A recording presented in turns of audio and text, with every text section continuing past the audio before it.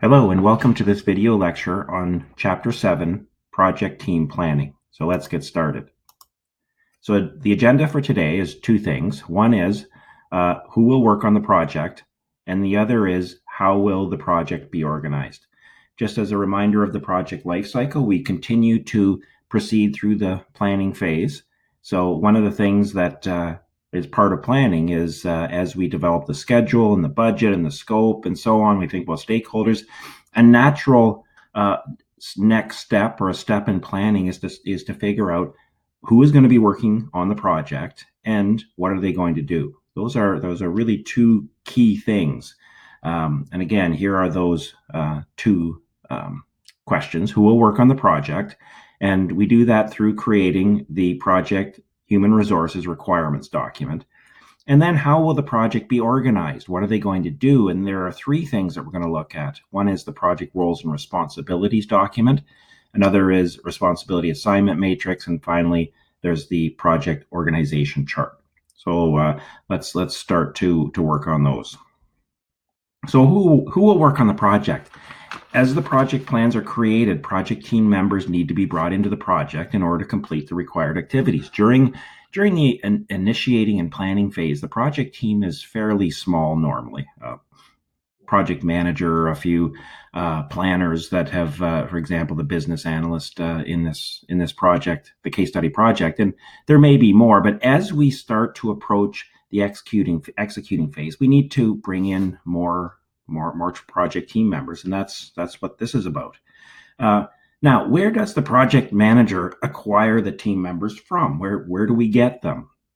And I direct you to pages 90 and 91 of the course textbook. It talks about this in detail, but there's really kind of a number of main sources that we can get. They may be internal, already employed by the organization. They may be working on other projects or just finishing up, or they might be in the operations part of the organization. So they might be internal.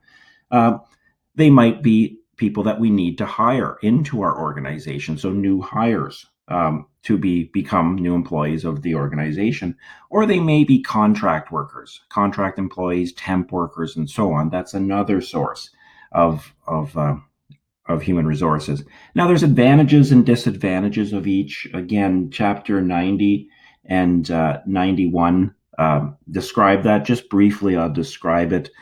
Internal project team members, they're more likely to be familiar with the organization, be known to the project man. They're a known quantity.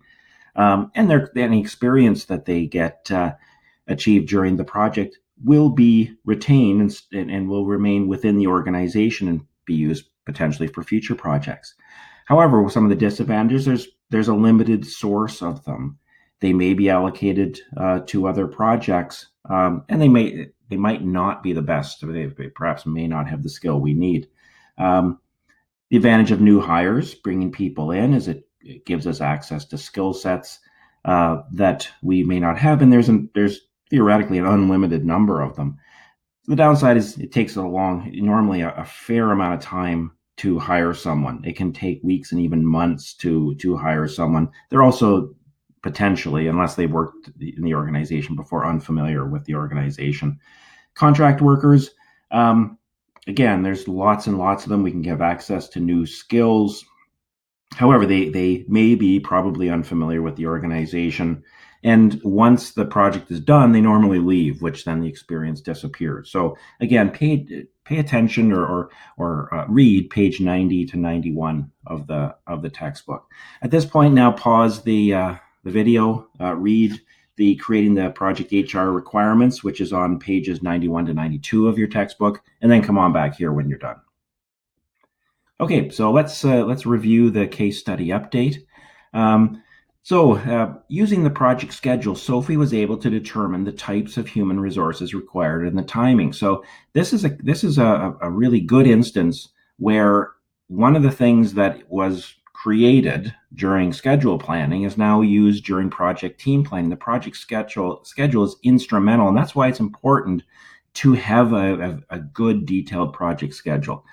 In this case study, Sophie works with a resource manager. Many organizations have a role like this, which is the person or the area of the company which acquires human resources and makes them available to projects. So in this case, she worked with a resource manager. Now, in order to sort of prove her case to the resource manager, is Sophie documented the HR needs in a project HR requirements document, which is a key document. And it looks like this. This is on page 92 of your textbook. And it shows the planned amount of time required by week during the duration of the project. And this is, yes, you can see this is very detailed. It shows all of the planned time. Now, again, where did this information come from? Did Sophie just make it up? No, she took this, derived this from the project schedule. Now, again, this is a plan. It hopefully will work out like this, but this is what we're planning on needing. For example, we need 5 days of a graphic designer in the week ending April 10th. That's our plan. During executing, hopefully it'll work out that way, and that'll be our job during executing to do so. So that's the project HR requirements document. So now, how will the project be organized? Once we have the people assigned to our project, our next step becomes, is important for project team members to know their role and what is expected of them. And this is a document that we should create called a project roles and responsibilities document. Again, please pause the video at this point and review the case study, creating the project roles and responsibilities, which you'll find during this chapter. So have a read through there and then come on back.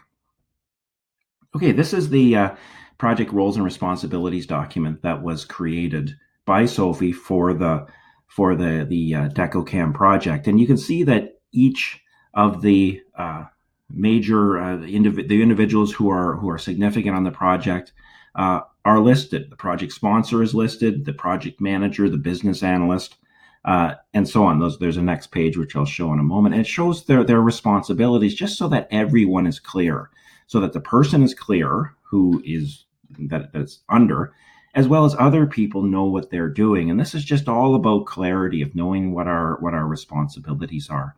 As indicated in the text, this may be sort of reasonable and customary from other projects. We might be able to, a lot of the text in that responsibilities column might be very similar to previous projects, but there may be something unique about this project that we want to make changes to it and so on, and sort of customize the responsibilities. But through this, you can see that each and every person has specific indication of what they will be doing, what are they responsible for. And so this is all about clarity and defining what everybody's role is. So very, very important to do. A lot of times people are confused about what they should or shouldn't do. This should speak to that. Now there's an additional document called the responsibility assignment matrix. And it goes sort of hand in hand with the previous one. And this goes a little bit further. So another planning tool that can be used to clarify the plan involvement is a responsibility assignment matrix. There's many different forms of responsibility assignment matrix, or RAM for short, and it's called a RACI chart. RACI stands for 4 different types of involvement that a person may have in any one activity on the project. They may and that's where RACI comes from, RACI. Responsible means for the activity. If you are responsible, it means you are going to do it. If you're accountable, it means that you will make sure it gets done, that you are the one who is, if there is an issue, you will ensure it gets done. You're going to kind of manage the outcome of it.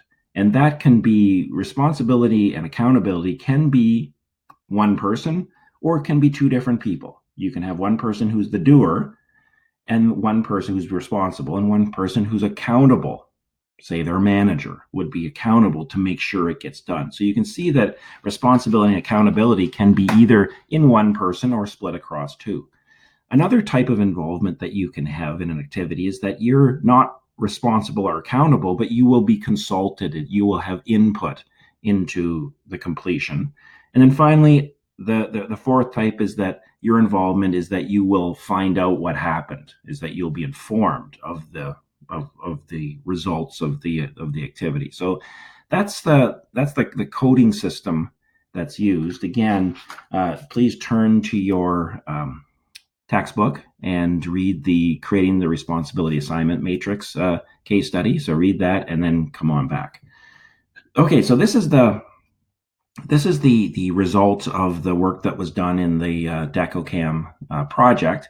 And we can see here across the columns at the top, we see each of the project team as well as the sponsor and the project manager. And then there's the team members. We see them listed across here. And then down the rows, we see the high level, the major deliverables that are going to be created: trade show support, communications, promotional video, and project management. And then from this, we can look at, well, for trade show support, who's going to be doing it and who's accountable to make sure it's done? And that's Chris. He's going to be doing that. He will inform Sarah, Maddie, and Eli, and consult with Arun, Sophie, and Jason. And so this shows it's a further clarification of the roles that goes a little beyond the previous the document, the roles and responsibilities. And you can see for each one, for communication, Sarah is accountable and responsible, will inform the other team members and consult with Arun, Sophie, and Jason, and so on. So here's promotional video. Maddie is accountable and responsible, but Eli is also responsible. So the work will be split across Maddie and Eli, with Maddie being accountable for it, and so on. So this type of tool is a further way to be very clear on who's doing what. What goes on these in this column, in each of these rows, they can be high-level deliverables, or we could have split this into the smaller work packages if we wanted to get really detailed. So you can do it either way. Another tool is the project organization chart.